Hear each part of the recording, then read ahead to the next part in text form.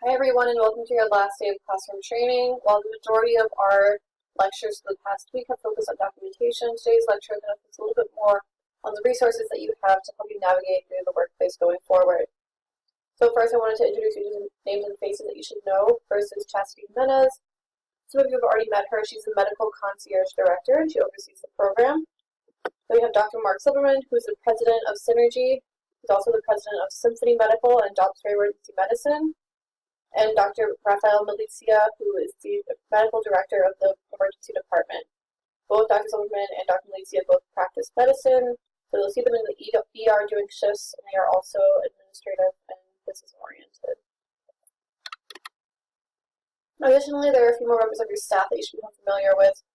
Andrew Suarez is the Medical Concierge Coordinator. She is the person you'll contact for any scheduling or payroll questions you may have going forward. Next is Jessica Estatico, who will become our Assistant Director over the next few weeks.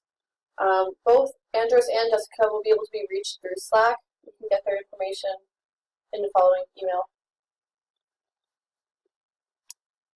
Now, while a lot of your job is documentation, another one of your responsibilities as Medical Concierge in the Emergency Department is placing and receiving phone calls for your providing doctor. Medical concierges in the ER are provided with mobile phones.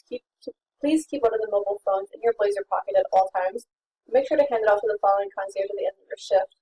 When the phone call rings during a patient encounter, you should ask the provider whether or not you should answer the call. They may elect it to roll over to the clerk. Always prompt your physician for all phone call results and whether or not they should be documented into the patient's charts.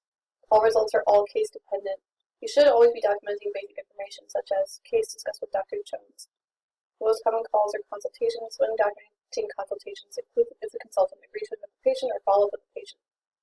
All documentation should be timestamped in the chart. You must keep track of all phone calls you make, what time the phone call was placed, and what number you used to reach the receiving provider.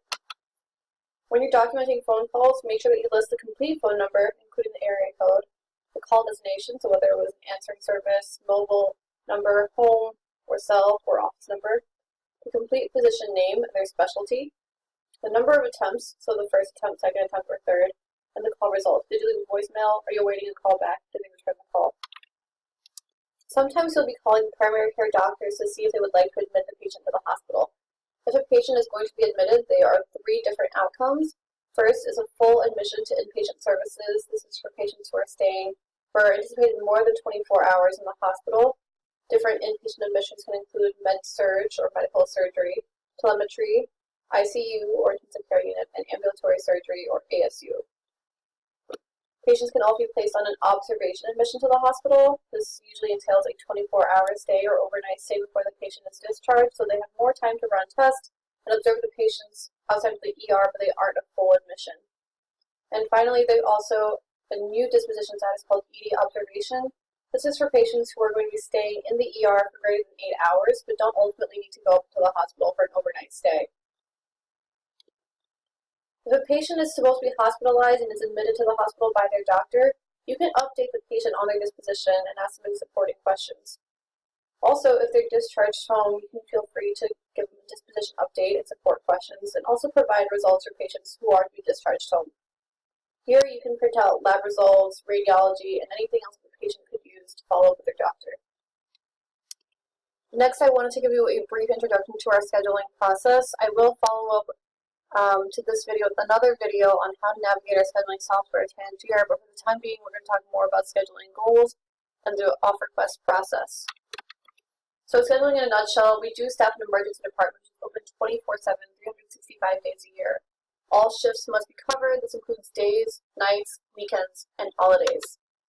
So what are the goals of the scheduler? 1, to create a fair and balanced schedule. 2, to try to fulfill shift preferences and time off requests to the best of the scheduler's ability. And 3, to follow an organized process of time off requests and shift preferences.